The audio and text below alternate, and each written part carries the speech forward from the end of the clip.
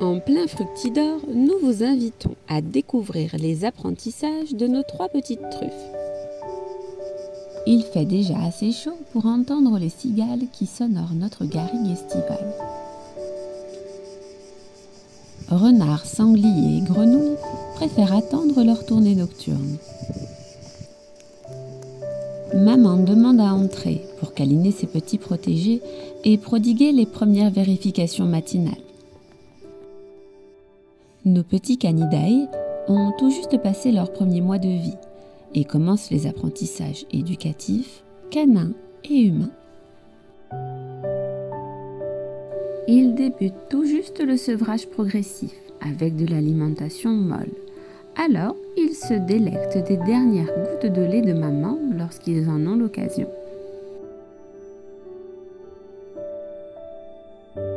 Maman Chardonne est très attentive et surveille que ses bébés ne sortent pas trop loin du parc encore. Oh, maman intervient et rattrape Petite Charbonnée. Son frère, lui, en profite pour déjà sortir du parc. Finalement, on fait moins le malin dehors. Un petit moment de réflexion s'impose. Tandis que sa sœur y était restée, préférant s'orienter sur un jouet. Mais elle finit rapidement par l'y rejoindre. C'est le début de l'exploration.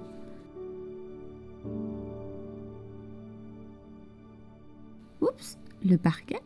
Oh, ça glisse.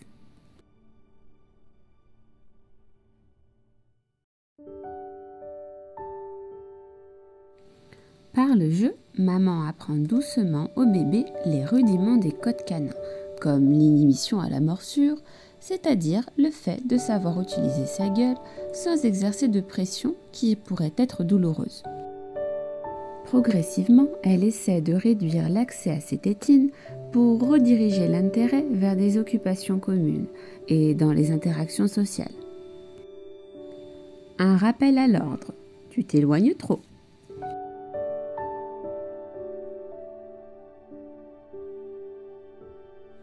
Vous observez maman Chardonne qui place son museau sous ses bébés pour vérifier s'ils sont propres.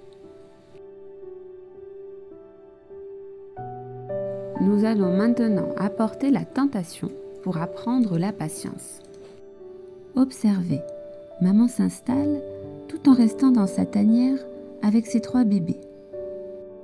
Maman Chardonne s'expose en plein grignotage pour apprendre à ses petits à ne pas toucher et ainsi apprendre les respects des aînés. Ils sont quant à eux très intrigués par le téléphone portable qui les filme. Cela n'est pas pour nous déplaire de pouvoir admirer ces adorables petites frimousses. Bon, je vais les interpeller pour attirer leur attention vers ce que fait maman. D'ailleurs, vous avez vu comme ils sont attentifs? Ils sont venus de suite.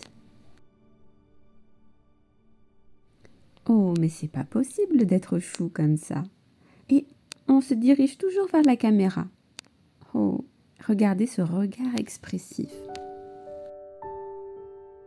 Mais poursuivons nos observations.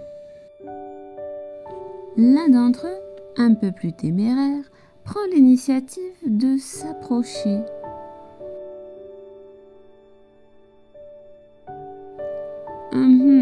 Pas convaincu finalement. Alors on patiente, on observe, on apprend. Pas facile de comprendre ce que l'on attend de nous lorsque l'on découvre à peine le monde qui nous entoure. Il faut explorer, goûter, sentir. Vous avez entendu ce grognement? Être plein d'amour, c'est aussi indiquer les limites. Même si parfois ces limites demandent de prendre du recul pour comprendre pleinement leurs nécessités.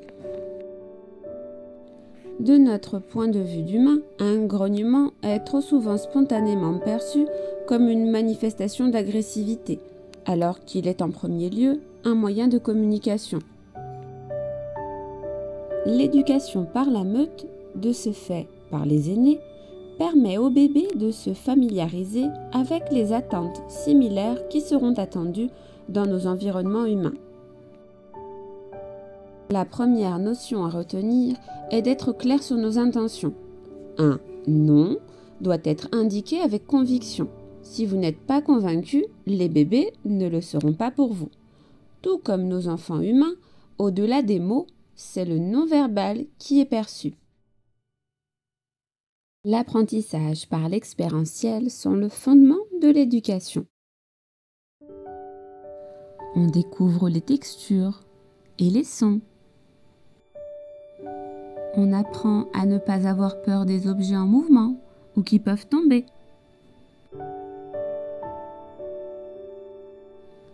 Et puis ainsi se poursuit la matinée.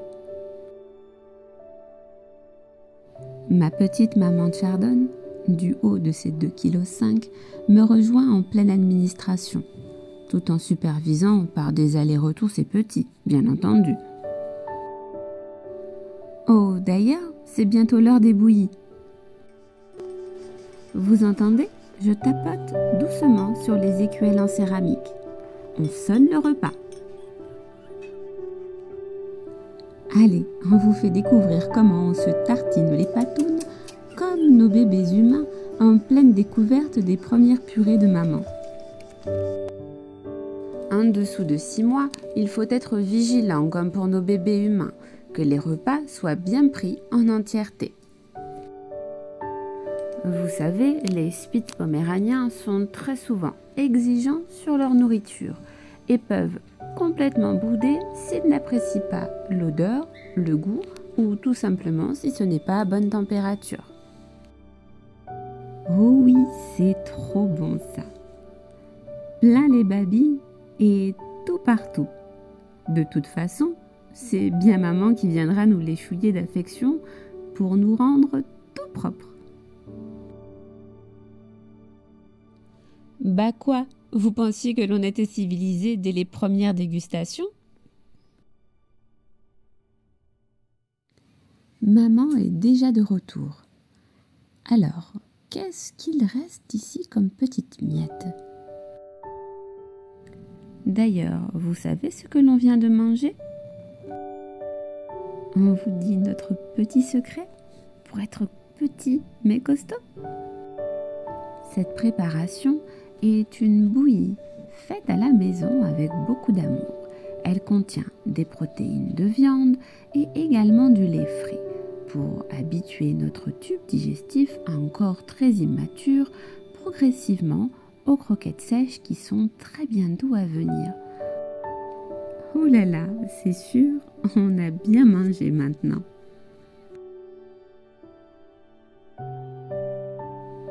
Oh, vous avez vu ce petit regard? Elle observe toujours que je suis en train de la filmer.